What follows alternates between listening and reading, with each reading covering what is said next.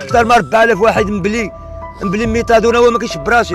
انا راه عندي جوج العواول وانا مرصي بالغابره ما كيعطيوش الدواء شحال نتزمم انا. عندي ما عمري تمرض مزمن.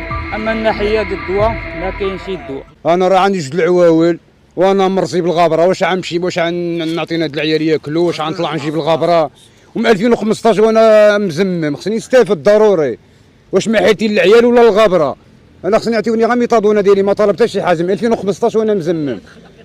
واش فهمتي؟ والعائله عاد خلق لي، واش انا مع الغابره ولا مع خصهم ضروري يعطيوني ميطادونه؟ هادشي اللي كنطلب انا، ما كنطلب حتى شي حاجه.